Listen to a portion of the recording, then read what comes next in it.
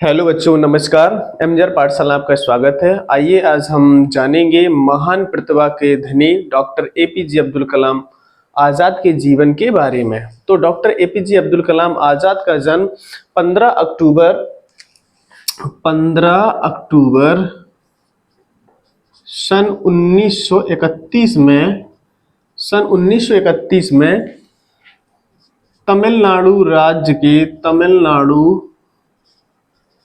State means राज्य के रामेश्वरम शहर के पास धनुषकोडी जगह पर हुआ था। Means doctor APJ Abdul Kalam Azad का जन्म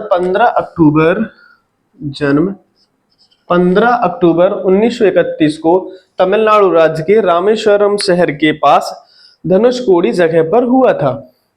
तो डॉक्टर एपीजे अब्दुल कलाम, जैसे कि नाम में ही लिखा हुआ एपीजे अब्दुल कलाम, मीन्स इनका जो नाम था वो अब्दुल कलाम।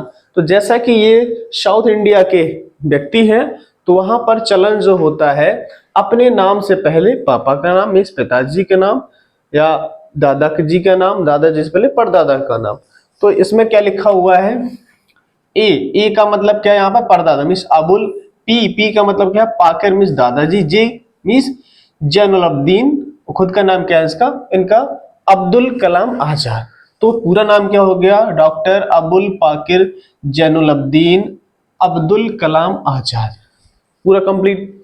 तो ये बहुत ही निर्धन परिवार से बिलोंग करते थे, मीन्स इनका परिवार बहुत ही गरीब था तथा इनके जो परिवार के जो पिताजी थे वो समुद्र किनारे अपनी नाव को किराए पर मछुआरों को देकर उनसे जो धन मिलता था उससे अपने घर का खर्चा पानी चलाया करते थे। तो इनके पिताजी के कुल 5 बच्चे थे, जिनमें से सबसे बड़े एक इनकी पुत्री थी और इनमें से 4 इनके बेटे थे।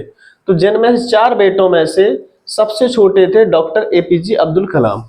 तो सबसे छोटे हैं मीन्स लाडले भी हैं, छोटे होने के साथ साथ, और ये इन टैलेंटेड बच्चे थे, मीन्स टैलेंटेड मीन्स बहुत ज्यादा शार्प माइंडेड। बचपन से ही इन्हें क्या पढ़ाई लिखाई का बहुत ही शौक हुआ करता था और क्रिएटिव माइंड के हुआ करते थे। तो इनकी जो प्रारंभिक शिक्षा थी वो अपने ही पास के ही गांव के स्कूल में हुई मीन्स 1 to लेकर के 5 तक, 5th क्लास तक अपने पास के ही गांव में इनकी प्रारंभिक शिक्षा हुई। इसके बाद 5th के बाद 6th में इन्हें अपने पढ़ाई के लिए अपने दूसरे ही स्कूल मीन्स गांव के दूसरे ही स्कूल में इनका एडमिशन मीन्स दाखिला इनके पिताजी ने करवाया। इनके पिताजी बहुत ही ज्यादा पढ़े लिखे व्यक्ति नहीं थे, ना ही इनके पास बहुत ज्यादा धन था कि बहुत ही स्टैंडर्ड कॉलेज में या स्कूल में पढ़ाई लिखा जा सकते। पढ़े लिखे ना होने के साथ साथ, रुपया पैसा ना होने के साथ साथ ही इनके पिताजी बहुत ही उच्च विचार के व्यक्ति थी, जिनका असर इन पर पड़ा, जिस वजह से आज ये व्यक्ति इतने पढ़ लिख करके इतने हाई लेवल तक जाकर के पहुंचे, जिस वजह से आज हम पूरा देश इनको याद करते हैं तथा नमन करते हैं। तो समय है जब ये मात्र 6 वर्ष के हुआ करते थे, मीन्स 5th में पढ़ा करते थे। तो इसके बाद इन्होंने क्या किया, जब ये पढ़ा करते थे तो इन्होंने अपने अध्यापक से पूछा कि सर कि जो पक्षी होते हैं वो कैसे उड़ा करते हैं। तो इनके जो टीचर्स थे, अध्यापक थे, उन्होंने समझाया कि बेटा जो पक्षी होते हैं इनकी हड्डियां कैसी होती हैं, खोखली होती हैं, जिस वजह से हवा में आसानी से उड़ सकते हैं।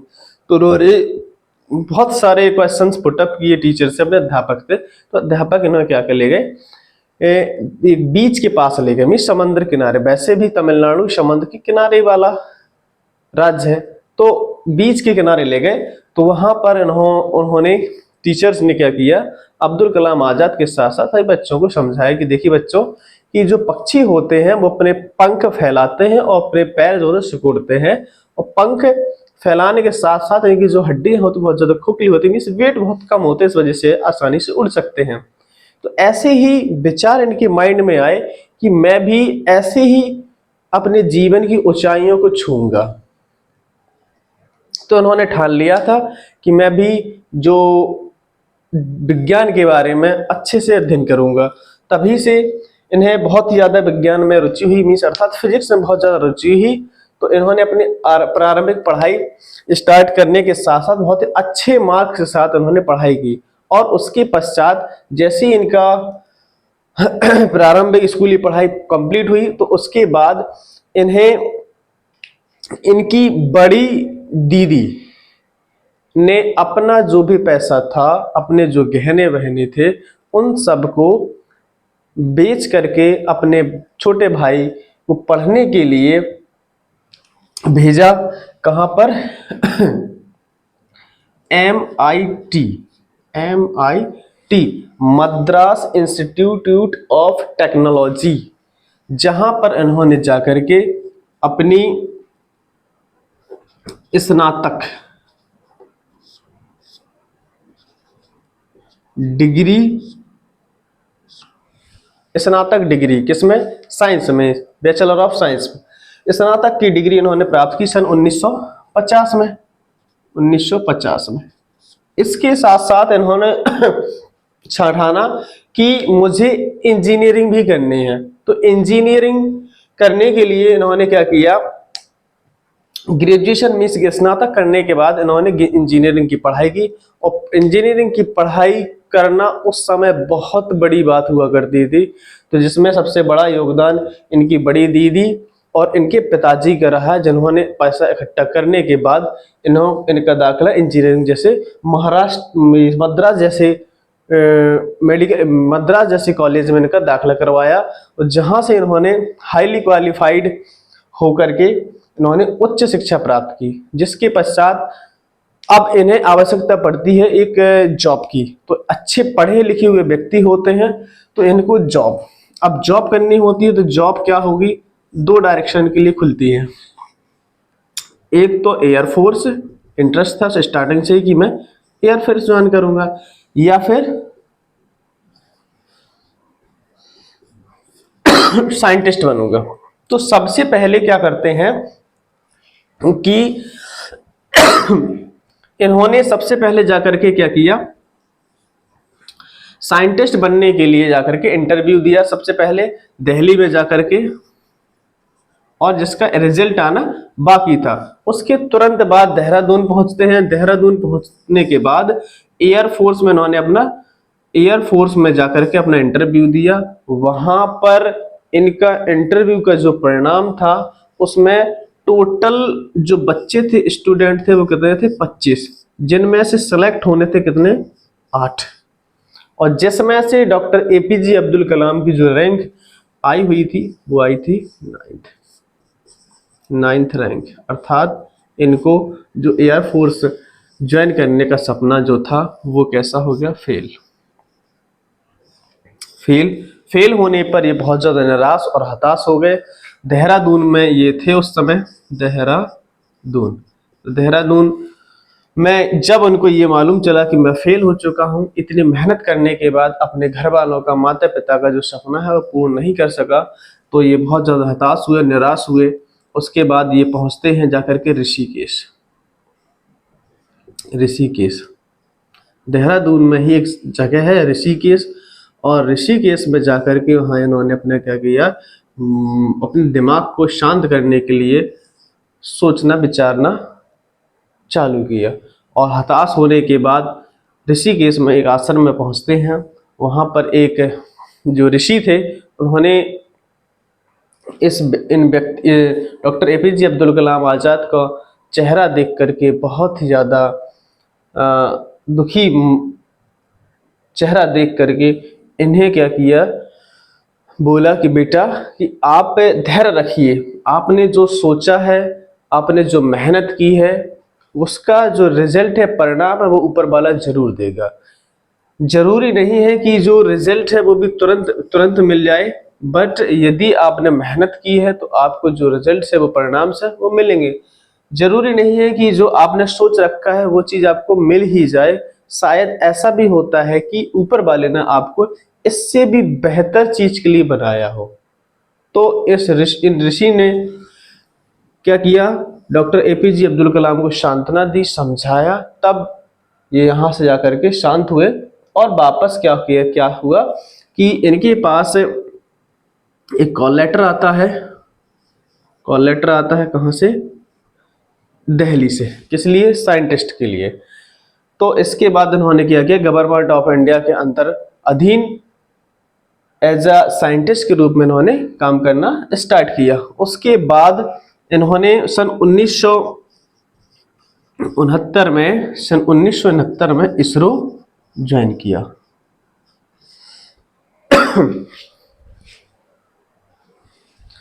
इसरो ज्वाइन किया। इसरो के उस समय जो अध्यक्ष हुआ करते थे, अध्यक्ष विक्रम साराभाई। विक्रम साराभाई। और विक्रम साराभाई उस समय के सबसे वरिष्ठ अंतरिक्ष विज्ञान के वैज्ञानिक हुआ करते थे। अर्थात विक्रम साराभाई को अंतरिक्ष विज्ञान के पिता कहा जाता है। तो विक्रम साराभाई के अधीन डॉक्टर एपीजे अब्दुल कलाम आजाद को काम करने का मौका मिला। जिस समय इन्होंने इसरो ज्वाइन किया था तो उसके पश्चात इन्हें जो ड्यूटी दी गई है वो SLV means satellite launching vehicle का निर्माण करना, वो भी कैसा? मूल रूप से भारतीय। तो इनका ये टारगेट था कि हमें क्या करना है, SLV का जो प्रोजेक्ट है वो कंप्लीट करना है। तो उसको स्टार्ट किया गया सन 1969 में। सन 1969 में किसकी अध्यक्षता में? डॉक्टर विक्रम साराभाई की अध्यक्षता में। तो समय आता है 30 दिसंबर 1931। 30 दिसंबर 1971 और सूचना मिलती है कि विक्रम साराभाई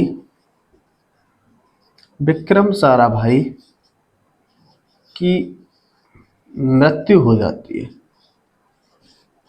ये एक बहुत ज्यादा दुखद घटना होती है पूरे भारत के लिए, तथा इसके साथ साथ डॉक्टर एपीजे अब्दुल कलाम के लिए बहुत ज्यादा दुखद घटना होती है। एक बहुत ही बड़ा प्रोजेक्ट कंप्लीट करना है और उससे पहले ही एक बड़े अध्यापक के रूप में जाने माने चेहरे उनके साथ अब नहीं हैं।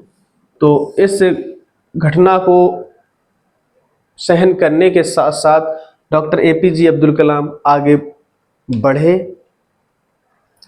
तो उसके बाद विक्रम साराभाई की डेथ के पश्चात अब नए जो अध्यक्ष हैं वो बनाए गए। नए अध्यक्ष बनाए गए सतीश धवन। ये भी बहुत ही जाने माने चेहरे थे, सतीश धवन। अब इन विक्रम साराभाई के बाद सतीश धवन के अंतर्गत या अधीन डॉक्टर एपीजे अब्दुल कलाम को अपने प्रोजेक्ट को कंप्लीट करने का मौका मिलता है। तो सतीश धवन भी एक बहुत ज्यादा वरिष्ठ वैज्ञानिक हुआ करते थे उस समय के, तथा इनके साथ साथ सतीश धवन के साथ साथ इन्हें एक और साथी मिले, एक एज अ टीचर जिनका नाम था ब्रह्म प्रकाश।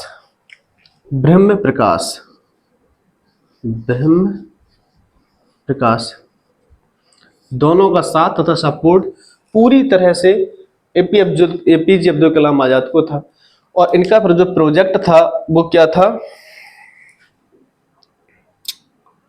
SLV means satellite launching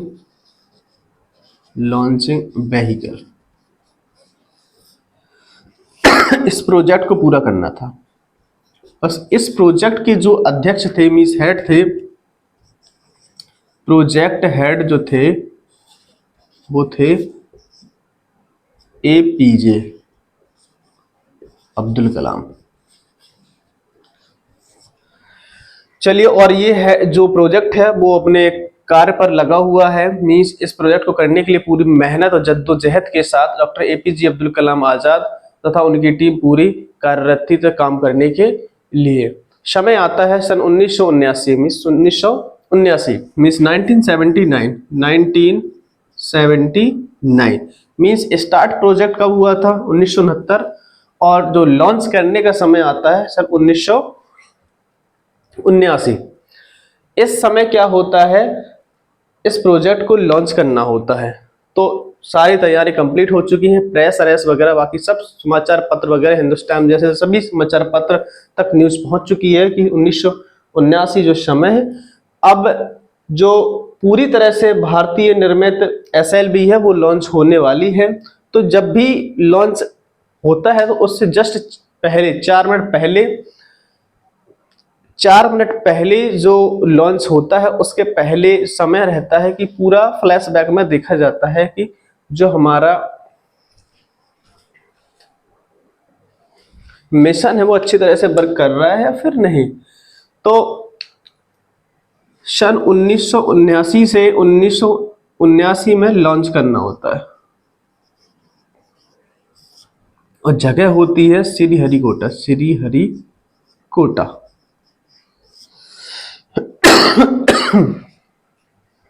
launch किया जाता है और उसके बाद जो सूचना प्राप्त होती है, जो मिशन है वो हो जाता है अनसक्सेसफुल मीन्स अर्थात फेल।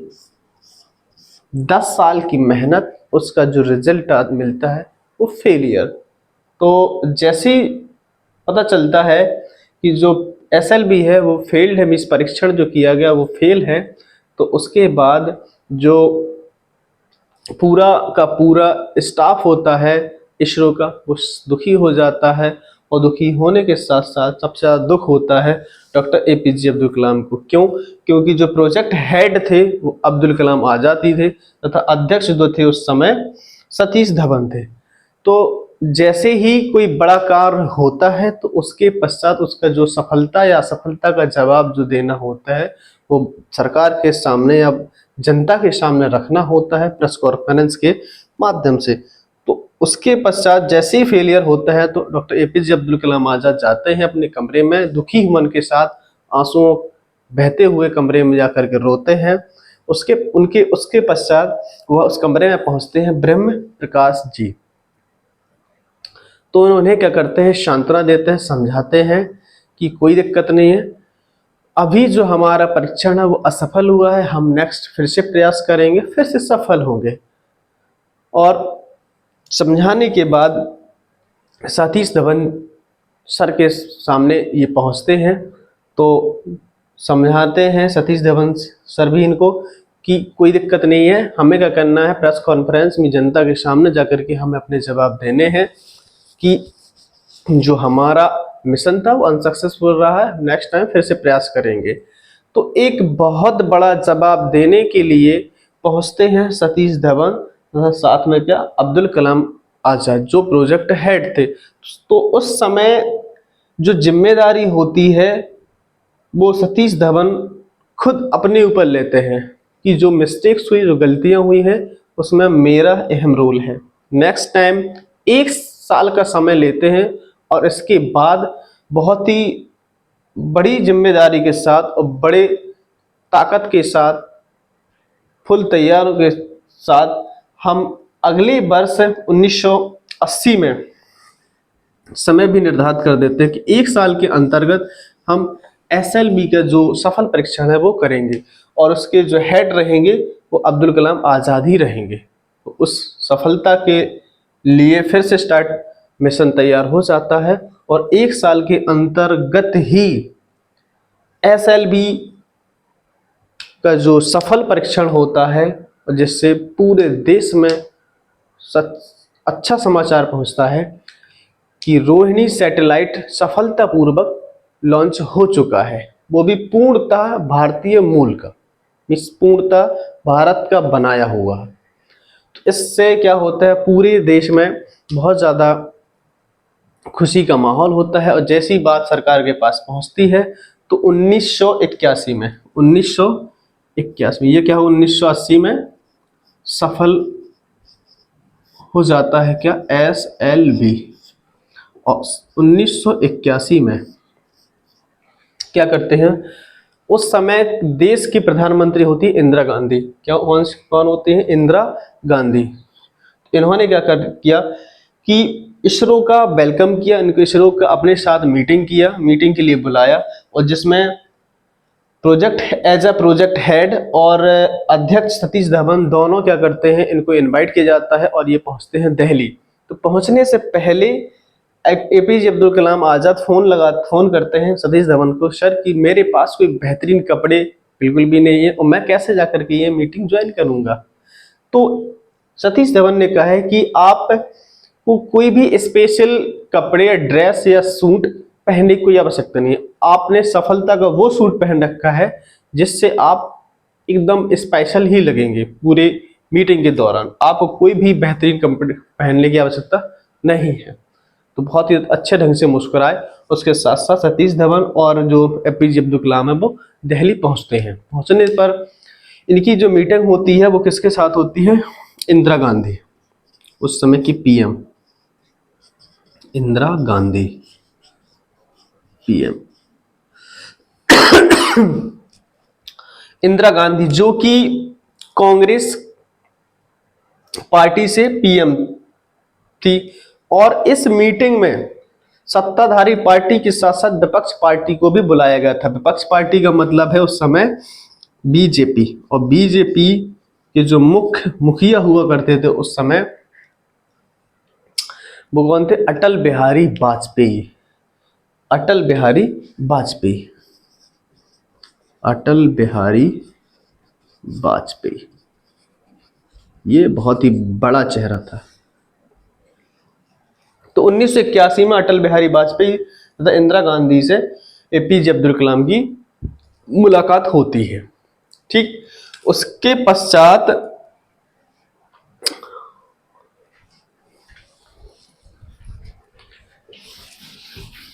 1981 में समय आता है जब नामित किया जाता है एपीजे अब्दुल कलाम आजाद को पद्म भूषण पुरस्कार के लिए। 1981 पद्म भूषण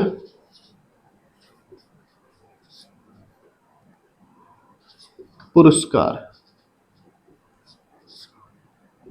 के लिए नामित किया जाता है। तो एपीजे अब्दुल कलाम को पद्म भूषण पुरस्कार सन 1981 से नवाजा जाता है। और उसके पश्चात भारत सरकार एपीजे अब्दुल कलाम को इनवाइट करती है, मीन्स बुलाती है, कहां पर? डीआरडीओ में, डीआरडीओ 1982 में ज्वाइन करने के लिए।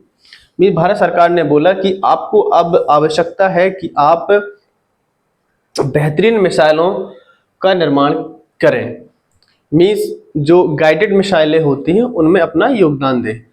तो डीआरडीओ ज्वाइन किया अब्दुल कलाम, डीआरडीओ ज्वाइन। ठीक है, तो डीआरडीओ सन का ज्वाइन किया अब्दुल कलाम आजाद ने 1982 में। इसके पश्चात 2 साल बाद ही 1984 में जो ब्रह्म प्रकाश थे उनकी डेथ हो जाती है। 1984 ब्रह्म प्रकाश की मृत्यु हो जाती है। देखिए, एक के बाद एक जो दुख है, कष्ट है, इनके पास पहुंचते हैं। सबसे पहले विक्रम साराभाई की डेथ हो चुकी थी, उसके बाद ब्रह्म प्रकाश जी की मृत्यु हो चुकी थी, जो इनके सीनियर थे, मीन्स एक एज अ टीचर्स थे, जो इनका साथ छोड़ते जा रहे थे। लेकिन डॉक्टर एपीजे अब्दुल कलाम आजाद अपने पद से, अपने कर्म से पीछे जरा भी नहीं हट रहे थे। तो ये होती है डिटर्मिनेशन। डिटर्मिनेशन होगी तो व्यक्ति सफलता के उच्च स्थान तक जरूर पहुंचेगा। तो 1984 में ब्रह्म प्रकाश की मृत्यु हो गई। इसके बाद समय आता है सन 1988 में। सन 1988 डीआरडीओ में रहते रहते अगला जो टारगेट होता है इनका क्या, पृथ्वी मिसाइल। पृथ्वी मिसाइल, पृथ्वी मिसाइल, जिसका भी सफल परीक्षण पूरा होता है। इसके बाद अगला जो परीक्षण होता है वो होता है अग्नि मिसाइल का। ये बड़ा टारगेट होता है, बड़ा प्रोजेक्ट होता है, जिसका पहला जो प्रोजेक्ट होता है वो होता है फेल। फेल। तो पहला जो प्रोजेक्ट था बहुत ही बड़ा प्रोजेक्ट था अग्नि मिसाइल, जो अपने आसपास के पड़ोसियों से बचाव के लिए बहुत ज़्यादा आवश्यक मिसाइलें हुआ करती हैं।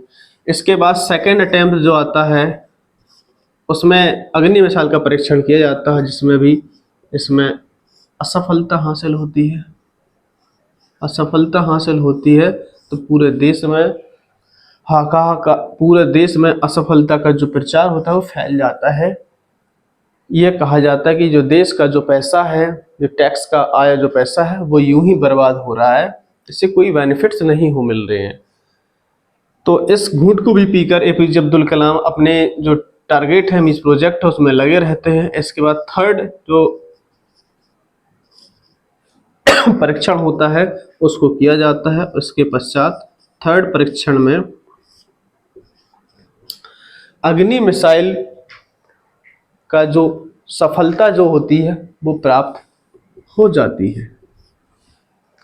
तो ये पता चलता है कि आप अपने कार्य के प्रति लगे रहे पूरी जद्दोजहद के साथ, पूरी मेहनत के साथ, तो आपको मेहनत का जो परिणाम है वो अवश्य मिलेगा। तो अग्नि जो मिसाइल है इसका जो सफल परीक्षण है वो तीसरे अटेम्प्ट के बाद सफल होता है। अब इसके बाद समय आता है 1991। इनका जन्म कब हुआ था? 1931, अर्थात 60 वर्ष की जो अवस्था होती है वो पूर्ण होने को होती है।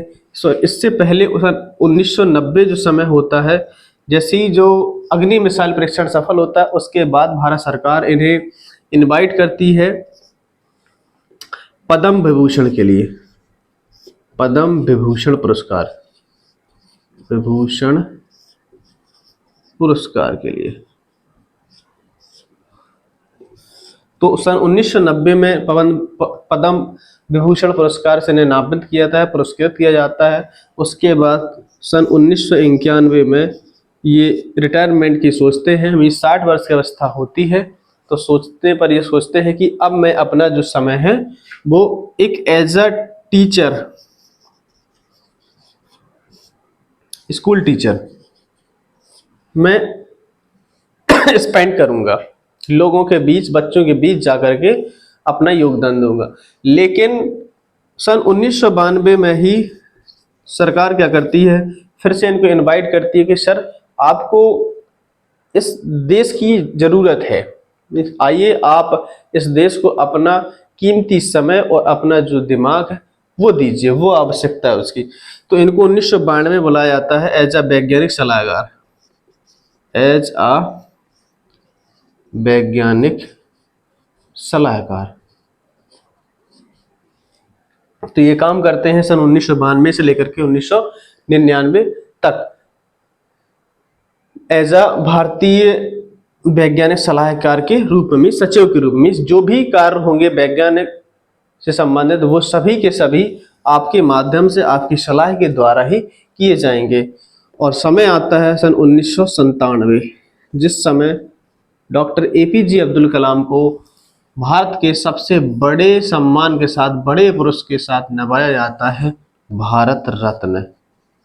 भारत रत्न, इससे बड़ा भारत का कोई भी बड़ा पुरस्कार नहीं है। तो भारत रत्न राष्ट्रपति भवन में दिया जाता है। उस समय भी देखिए कि जो एपीजे अब्दुल कलाम है इनके पास उतने हाई क्वालिटी के जो कपड़े हैं, में सूट बूट है, वो भी नहीं थे। तो उस समय ये क्या करते हैं कि अपनी सिंप्लिसिटी को दर्शाते हैं, दिखाते हैं कि शालीनता को दर्शाते हैं कि सबसे पहले देश, पर्सनल कोई शौक नहीं। उस समय भी एक ही कोई भी शादी या उनकी पर्सनल कोई भी परिवार से मिस परिवार अपने भाई के, अपनी बहन के जो बच्चे हैं वही नाती पोते, इनका पूरा परिवार और देश पूरा इनका परिवार ये माना करते थे। तो उस समय सन 1997 में डॉक्टर APJ अब्दुल कलाम को भारत रत्न से पुरस्कृत किया जाता है। उसके बाद यहाँ पर इनकी मीटिंग होती है अटल बिहारी वाजपेयी। उस समय के जो PM हैं अटल बिहारी वाजपेयी, इन्हें बोलते हैं कि सर आप सरकार की कैबिनेट में आइए, मंत्रिमंडल में आइए, जहां पर आपकी आवश्यकता है। तो उस समय डॉक्टर APJ अब्दुल कलाम हैं बहुत ही शालीनता के साथ, बहुत ही पेशेंस के साथ जवाब देते हैं कि मुझे अपने जीवन के सबसे बड़े लक्ष्य के लिए अभी मुझे समय देना है, मुझे अभी कोई समय नहीं है, सॉरी, मैं माफ़ी चाहता हूँ। तो देखिए, एक बड़े हृदय के व्यक्ति जो होते हैं, बड़े दिल के जो व्यक्ति होते हैं, वो कितने पेशेंसता के साथ लोगों से कनेक्ट होते हैं। तो उन्होंने मना कर दिया कि मैं नहीं आपके साथ, या आपकी जो मंत्रिमंडल है मैं उसमें शायद नहीं हो सकता हूँ। और इन्होंने अपनी जो कड़ी मेहनत की है उसका जो रिजल्ट मिलता है सन 1998 मीन्स सेकंड परमाणु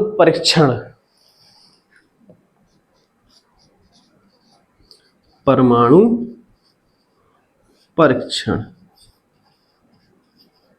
किया, जिसमें ये 100% सफल हुए। 100% सफल हुए मीन्स भारत परमाणु परीक्षण में सफल हुआ, जिससे पूरी दुनिया दहल उठी कि ये क्या कर दिया भारत ने। उसके बाद भारत पे बहुत ही ज़्यादा आरोप लगाए गए कि ये कैसे हुआ। सारे देश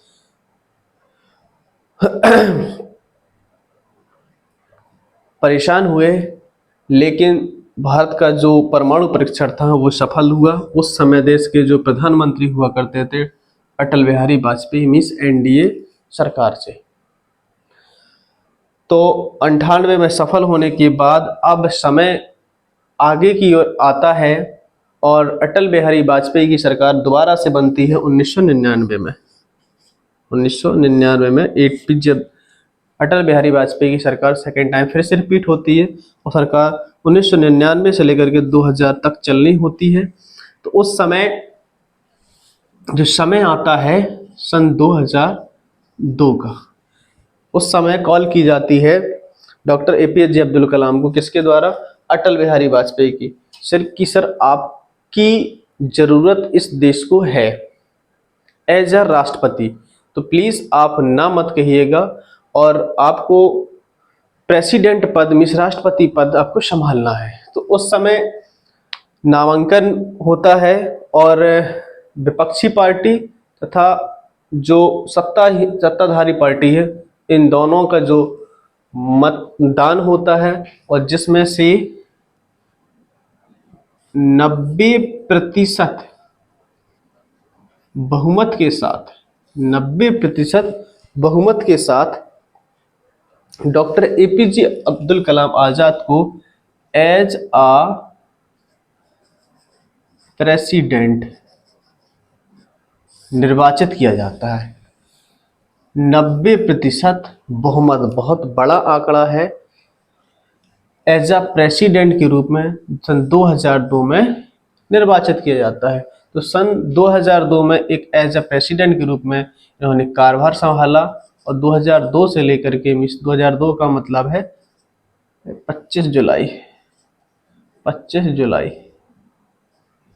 तो इन्होंने शपथ ली और इनका जो कार्यकाल रहा है वो 24 जुलाई 2007 तक एज आ प्रेसिडेंट। तो प्रेसिडेंट भी कैसे? जनता के प्रेसिडेंट मीन्स प्रेसिडेंट के पद तक मीन्स सबसे बड़ा जो पद है इस देश का वो क्या है? प्रेसिडेंट मीन्स राष्ट्रपति। इससे बड़ा कोई भी पद नहीं है। तो इन्होंने क्या किया कि इतने बड़े पद पर रहने के साथ साथ इन्होंने अपने पद का कोई भी गलत यूज बिल्कुल भी नहीं किया है, और जो भी काम एज अ प्रेसिडेंट होने चाहिए वो इन्होंने बखूबी अंजाम दिया। और इन्होंने कोई भी एक्स्ट्रा जो भी खर्चे हैं वो एक एज अ प्रेसिडेंट के रहते हुए अपने स्वयं के लिए ना लिए, तथा अपने परिवार, जो भी इनके परिवार है, मीन्स कि जो भाई इनसे ज़्यादा प्यार करते हैं, उनके जो बच्चे हैं, नाती पोते, किसी के लिए कोई भी एक्स्ट्रा कोई भी बेनिफिट्स नहीं दिए।